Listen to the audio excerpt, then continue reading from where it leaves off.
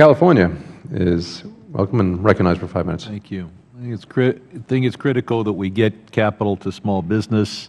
Outside of the scope of this hearing, most businesses borrow most of their capital. And what I'm seeing is that if you're borrowing money at prime plus 3, you can get the money.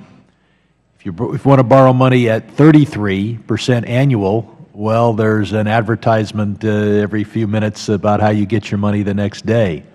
But the prime plus 6, prime plus 8 loan, prime plus 5 loan that I was used to seeing when banks and other lenders took some limited risk seems to be gone. But here we're focused on capital rather than and shareholders' equity rather than loans. Mr. Carcello, beyond the Jobs Act, what proposals can you come up with that will help a small and medium-sized business get access to equity capital?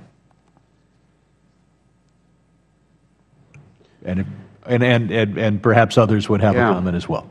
Well, I initially thought, as I read through these bills, I initially thought the HALOS Act was good, and so this gives me an opportunity to talk about that act. And as these panelists have talked about it, they've focused on angel investor groups. I actually think those are quite good and quite helpful, and I think would be bipartisan. What threw me when I read that act, though, is the expansion of that act into venues such as not-for-profits and universities and governmental entities. And for someone who's worked in a university for over 25 years, I can tell you most people who work there are not accredited investors. Most people who work there are not sophisticated investors. And I think that poses tremendous risk. Do you mean my professors were not as smart as they told me they were? Go on. Not about financial matters. Most Americans, as you probably know, Mr. Sherman, being a CPA, are quite unknowledgeable about financial matters. Does anyone else have a comment? If not, I'll move on to the next question. Mr. Quadman, I'm a co-sponsor of the SEC Small Business Advocacy Act, which would create an Office of Advocate for Small Business Capital Formation. Do you think this new office would help energize the capital markets for small and medium-sized and initial public offering companies? Yes, I think it would allow for that voice for capital formation to be heard within the halls of the SEC where it hasn't been before. And as I said before, I think it would force the SEC to modernize rules that would prevent Congress from having to go through a Jobs Act exercise again. Dr. Carrillo, should we be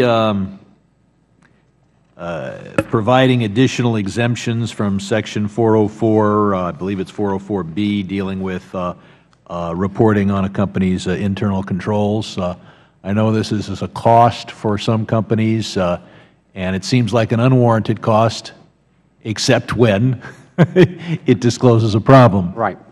Yeah, I don't think we should. I think if Congress decides to move forward, as I suggested to the committee, I would at least give the investors, the owners of the company, the right to elect. So at the end of 5 years, put it to a vote, put it to a shareholder vote. And if it's as good an idea as all of the people to my left and right think it is, then the shareholders will overwhelmingly approve it.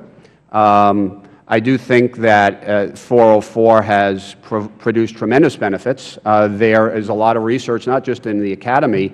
The Financial Executives Research Foundation recently released a study where financial executives, approximately half of them, have said the benefits of the internal control attestation far exceed the costs.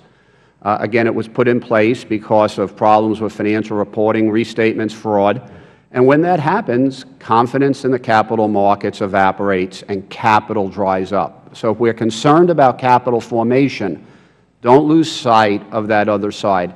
And if you would give me the ability, I want to make a very small comment, if you could, about the Small Business Advocate Act. I think it's important. I do want to. I've got just a few more seconds, and it wouldn't be a committee hearing